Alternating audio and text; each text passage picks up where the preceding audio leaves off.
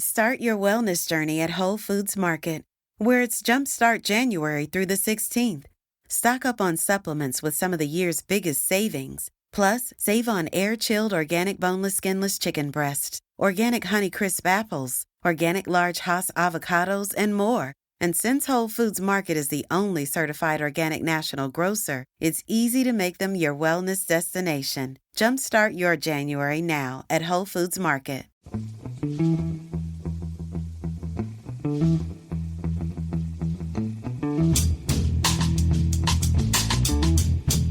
Hello and welcome to The Price of Football, the podcast that follows the money behind the beautiful game. My name is Kevin Day and opposite me is Kieran Maguire. Hello, Kieran. Hello, Kevin.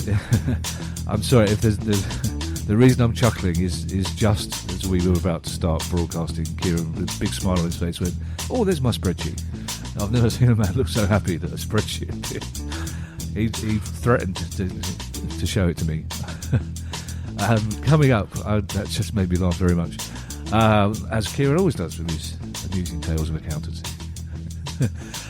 In this podcast, how Premier League salaries have changed since 1993, prize money in the Women's FA Cup, Nike's new kit deal with Liverpool, Sunderland for sale, that might be our fault, and the price of away tickets in the Championship. So before we start, Kieran, how are you?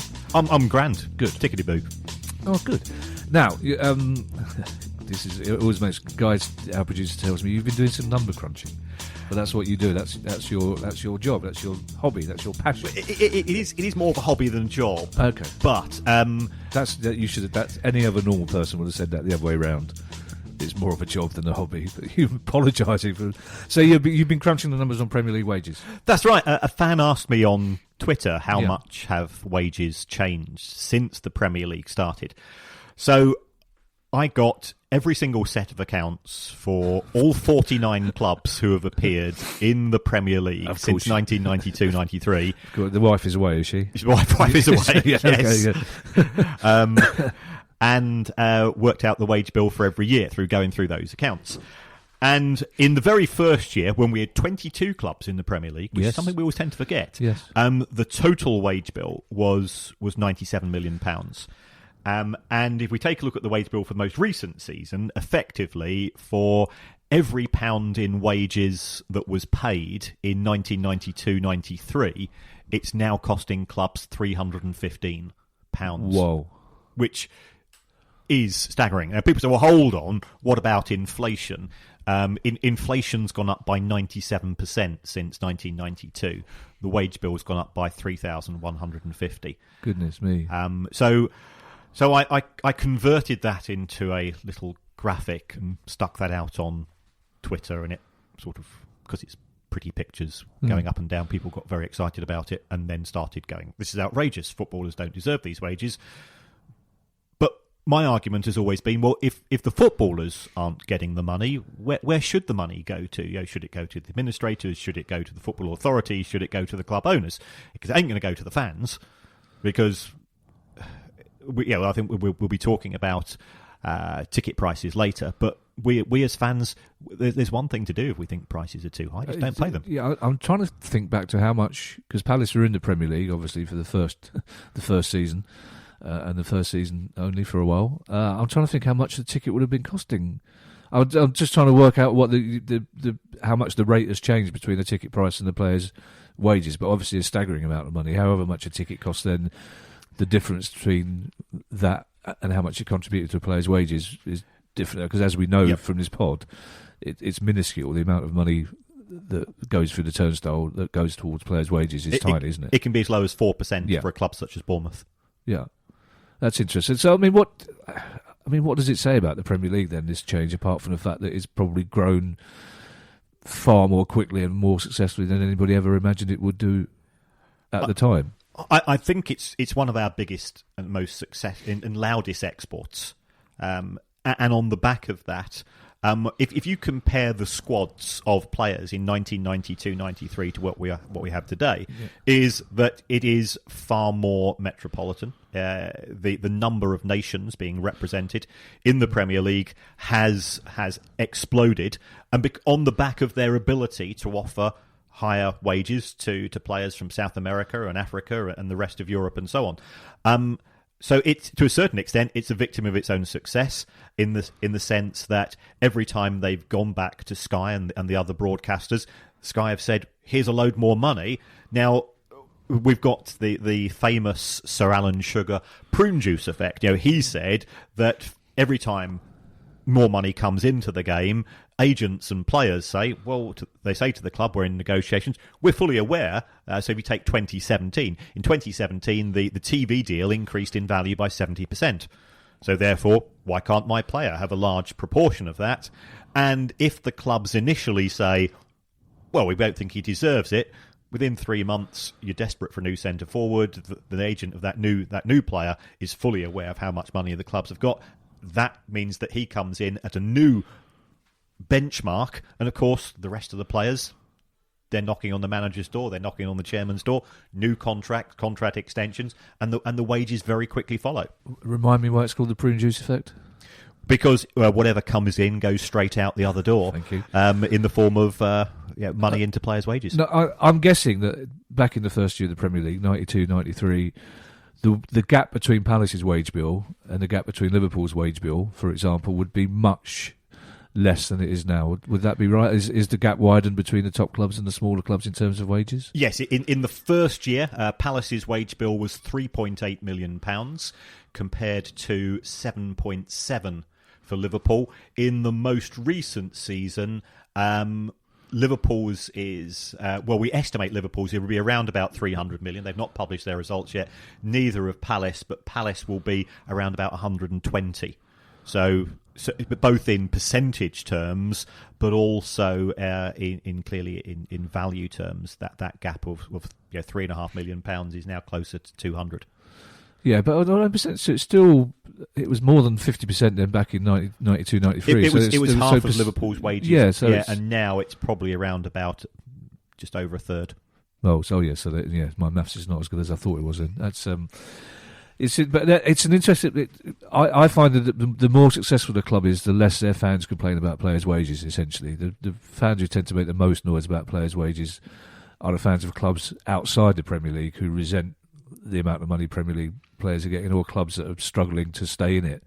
Tends to be if you're heading for the Champions League, I should think, especially Sheffield United fans at the moment, are perfectly happy with however much their players are being paid, and I imagine it's a much more sensible wage than the Liverpool players are getting.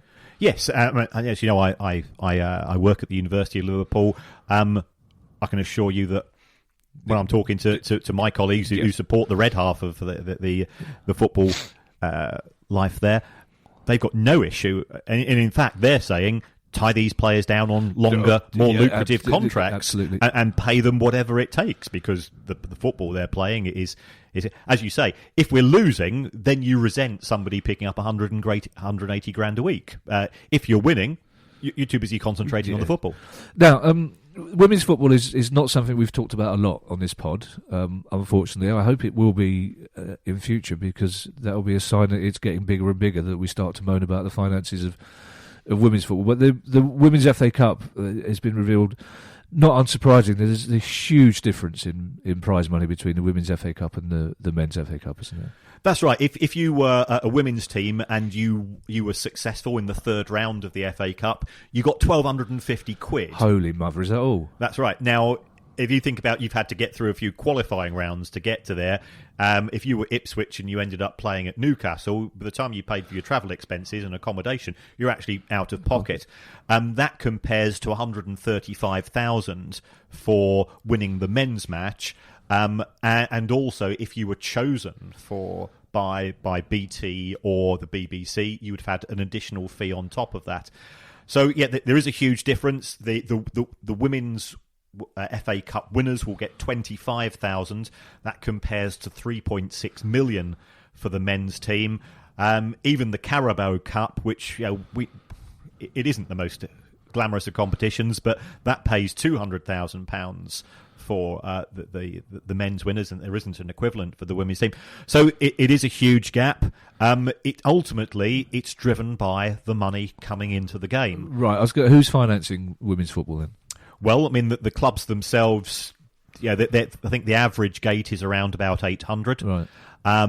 but the prices charged for tickets are substantially discounted compared to men's.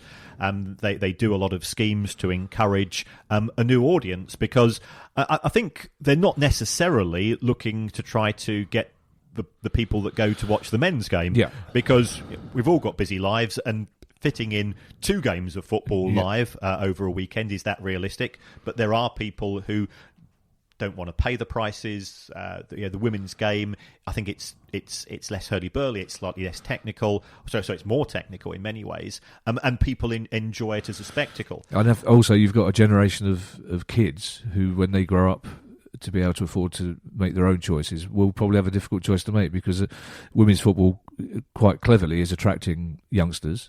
It's a safe environment for them to go and watch football, so when they're 18, 19, 20, they may well decide to carry on, and crowds will get bigger.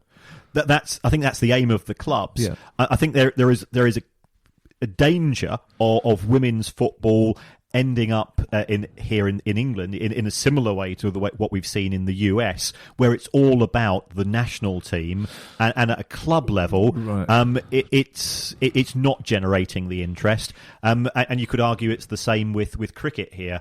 As a sport at a county level, nobody goes to watch it, but people do go to watch test matches, and I think that's what the clubs on an individual basis they're trying to achieve. How much are the FA putting into women's football? Well, they are funding. I think they're putting in. I think it's 260 grand this year into the FA Cup competition. Right. The women's clubs don't publish their results. And they tend to be subsidiaries of the global football clubs. Right. Okay. And I suspect, and certainly the noises I hear, is because it's almost impossible to break even, because the attendance is relatively low, right. The TV deal is low. But what we are seeing is that from a national team point of view, they are picking up some big name sponsors. So there is certainly money in being an England player.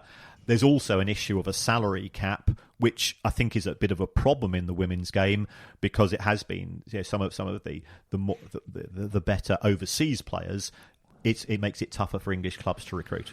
I was going to ask you about that TV deal, because it's the BBC show highlights of women's games very late on a Sunday night, unless there's no NFL, in which case it's mildly earlier. Is that part of the same deal as the men's game? Is this a separate TV deal for women's football? No, it's completely separate. It is separate because the WSL is independent from the Premier League, and therefore it's between the Premier League and the BBC for Match of the Day is independent. Do we know the numbers and how much that deal is worth? No, it's not. Again, I think they're being a bit coy with regards to it. Because I think it will be embarrassingly low. Right. Okay. Though it could be argued that it's more important to get an audience. If you take a look at the very first Premier League overseas TV deal, they gave the games away to Hong Kong, to China, to India, to the US, and it was the best decision they ever made, because it's effectively giving people an interest in something, and then the next time round they say, well, hold on, we charge you a little bit more money, and so on.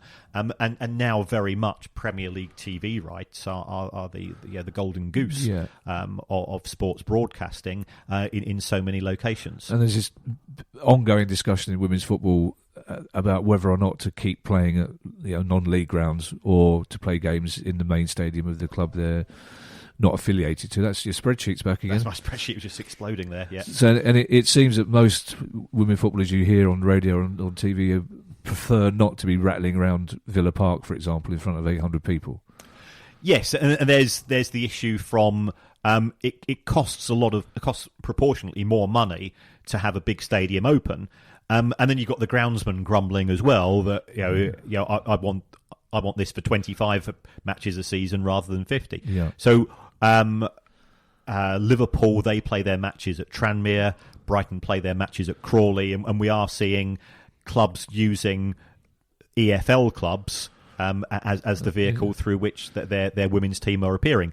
But I think the Liverpool versus Everton game, which was supposed to take place this weekend, that was postponed because of the state of the pitch, and there have been a lot of complaints, which is a shame, because Tranmere, in my view, are one of the top tier clubs when it comes to being innovative and trying to involve all aspects of the local community. Yeah, we've talked about Tranmere in previous pods, haven't we? We're about to talk about a massive shirt sponsorship deal. In women's football, for example, how much would a company we know about betting companies sponsoring men's football? We've had lots of talks about it.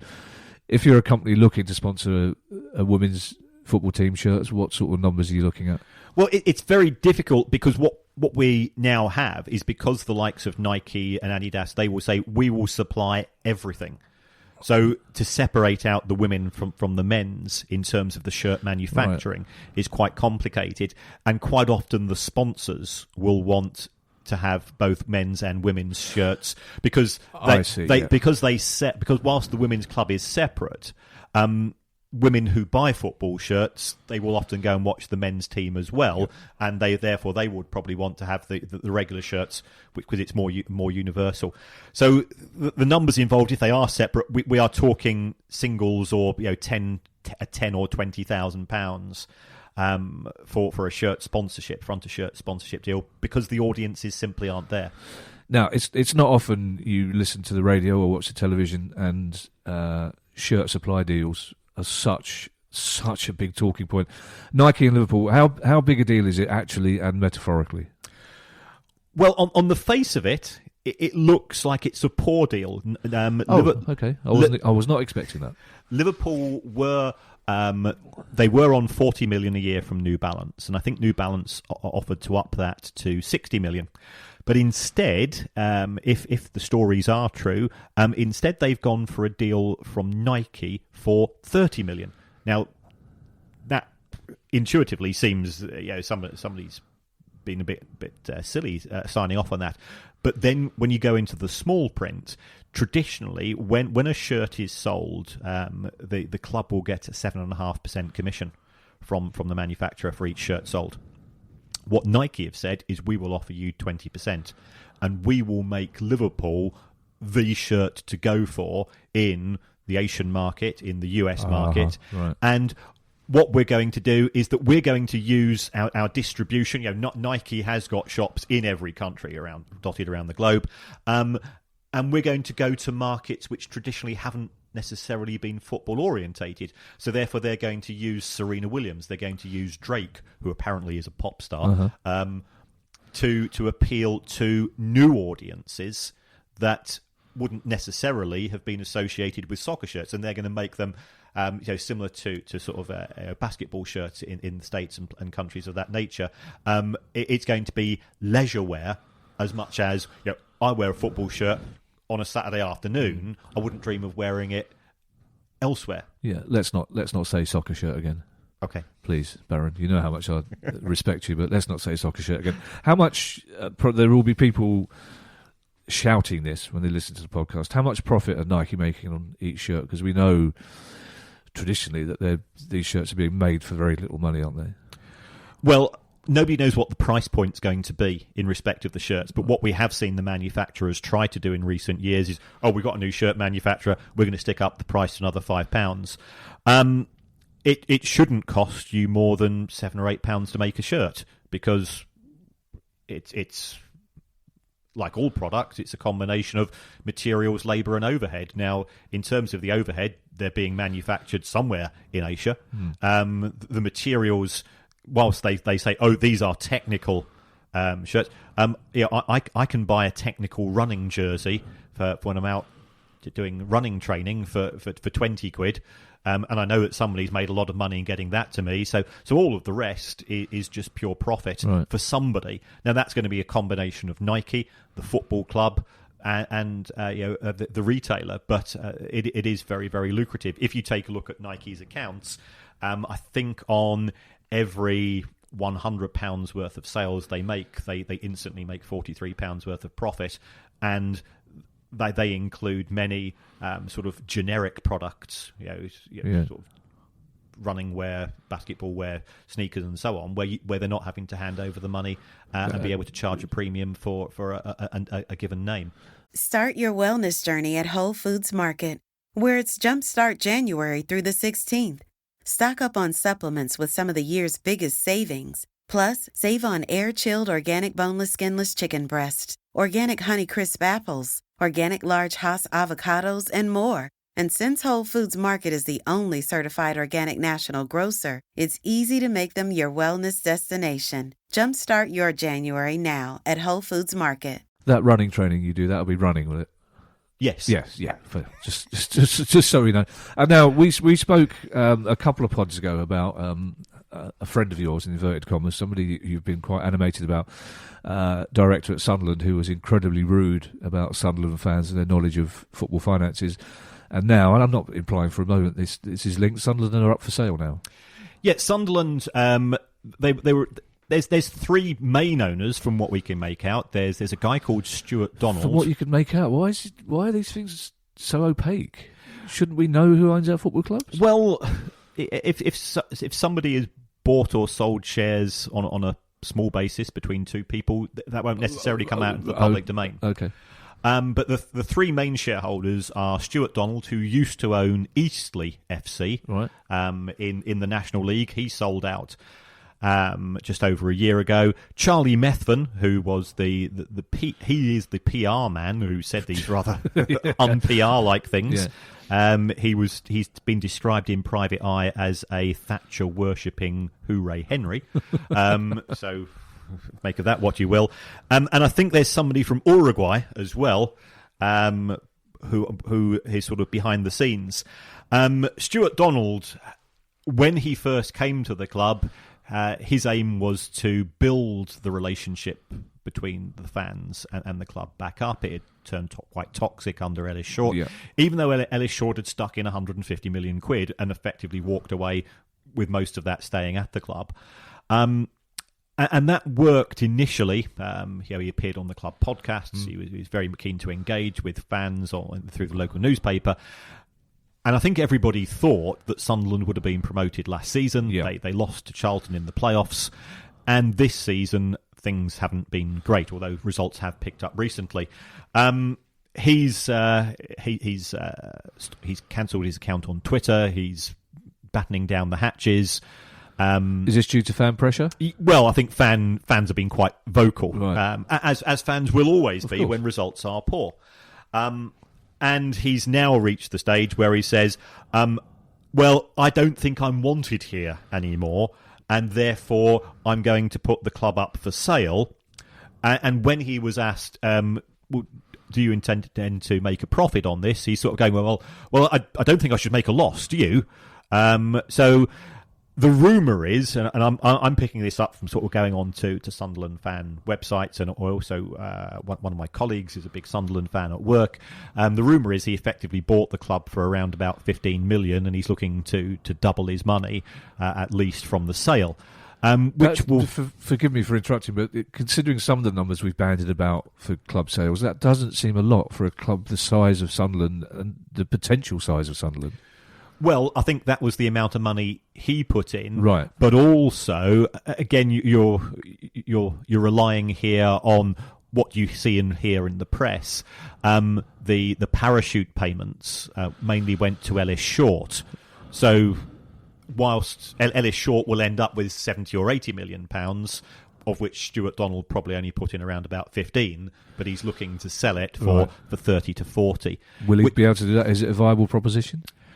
As a League One club, I think that would be a fair price. I mean, I did a valuation of Charlton for somebody a few months ago, just after they'd been promoted, and I valued Charlton, who'd just gone up to the Championship, at around about 25. Now Sunderland, the pluses are they've got a bigger fan base.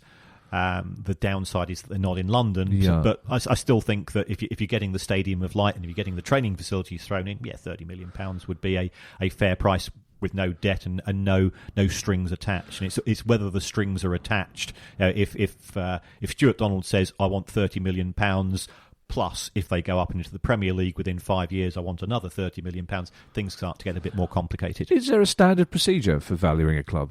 Is there a template? Is it like an estate agent valuing a house? Are there certain tick boxes that you look at? Or is it? Can you not compare club to club? It is very difficult. Because it's a bit like if you were comparing your house using estate agent, the most important thing's location. So here we are in where you live. That's going to be different South to. London, South London is different to Stoke. It is different to the northeast. right. So that's certainly a factor. And then you'd say, well, hold on. The capacity of the ground is far bigger. Does that include the training facilities? How quickly do we need to replenish? How tatty is the ground? Because sometimes you are acquiring a glorified dump. And are the players included in this valuation as assets, or the players are included, but the trouble is, if you sell a player, you've got to replace him. So there's no huge benefit, but certainly the value of the squad would be something that you would take into consideration. So whilst you buy the players, whilst you buy the club, you buy all of the assets of the club, and that will include all the player registrations, which again you start going into some very complex things. Yes, because I understand. Marcus Rashford, how much did he cost Manchester United? So his value according to the accountants, is zero. Of course. So things like academy and so on are actually very difficult to value. Now, this last subject is one that's almost out of nowhere on social media started to really energise people, and it's the price of away tickets in the Championship. Essentially, now in the Premier League, there's a £30 cap. You can tell me whether that's a voluntary cap or whether that's compulsory by the Premier League. But why? We've seen Championship clubs charging way more than that for away fans. Does that make sense financially? Is it not a false economy because it will drive away fans to not go to games, presumably? It does seem to be a false economy. It certainly creates an awful lot of resentment, and what you tend to find is that the fans will often boycott that particular club in terms of buying catering and other goods. It's created an awful lot of ill feeling. It's not all clubs. I think Reading have got a £10 or £20 limit. I think Swansea are very cheap as well. But you've got the likes of Leeds United. I think the last time I went there, they were asking £45 for a walk-up. Right. I think it was £39 or £35 if you'd bought the ticket in advance. Sheffield Wednesday, they have tiered pricing for away fans instead of a flat fee. And they say the reason why they charge Leeds fans £39 is because Leeds charge them £35. So you get into this sort of petty tit-for-tat argument between clubs.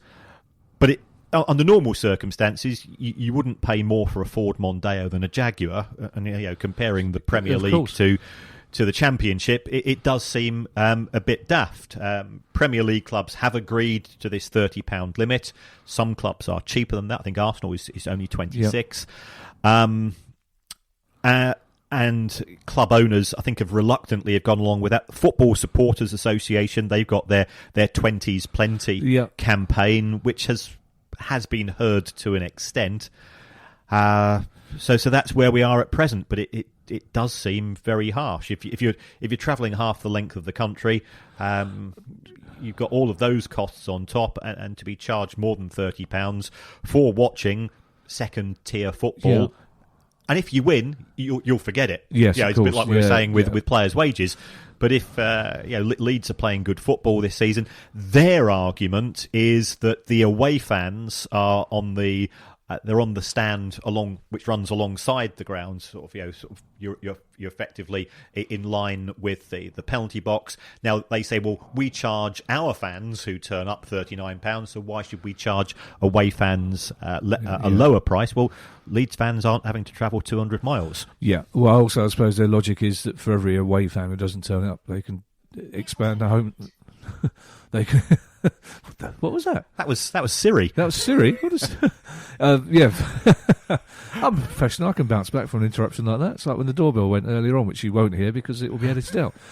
I wish I hadn't mentioned that, but leave that bit in, Guy, because it's a bit of real life. Because Leeds know that if they'll just make the away bit slightly smaller and sell the tickets to home fans, don't they? Or what are the rules in terms of the actual percentage a club needs to offer? Do they have to let away fans in at all? I think the agreed rule, it's the lower of 10% of capacity or 3,000. Right. Okay. So certainly that is certainly the rule in the Premier League. So if you go to Bournemouth, I think they sell 1,100 tickets. If you go to Old Trafford, it's the 3,000 cap. I don't tell my dad how much it is to get into Palace these days, because he's an elderly gentleman. He wouldn't compute. He stopped going. I can't remember what season it was, but we bowled up first day of the season. It had gone up to £5 to get in. And Lordy! He turned on his heels and went home. Said he wasn't paying that to get in. He gave me the money to get in the junior entrance. But he's gone the occasional time in an executive box, and I've been given free tickets. But otherwise, this is part of the reason for this pod is that. I mean, even our generation of fans. I mean, it's the fact that we're saying £30's all right for an away game is ludicrous, really, isn't it? Well, that's right. If you take a look at the numbers, I think it was BBC did some research, and I think over half of the clubs in the Premier League could give the tickets away for free, and the clubs would still break even. Yeah, but also, I mean, I've heard clubs say this before. It's like if you want to go and see Les Mis, you'll pay £70 for a top view, but. Yeah, you haven't, like you say, you haven't paid £100 on a train ticket to get to see Les Mis, and right. It's warm and dry in Les Mis, and you're also guaranteed 2.5 hours of entertainment, which isn't going to end in you losing 3 points, basically. And you don't go and see Les Mis 19 times a year. Absolutely, I know somebody who probably would do, given half the chance. That's it for this edition of The Price of Football. We're back on Monday with our usual listeners' questions. I hope you enjoyed it. It's been a DapDip production. Remember to leave good reviews where you leave good reviews. Questions can be sent to us at questions@priceoffootball.com, and we'll see you soon. Cheerio. The Price of Football.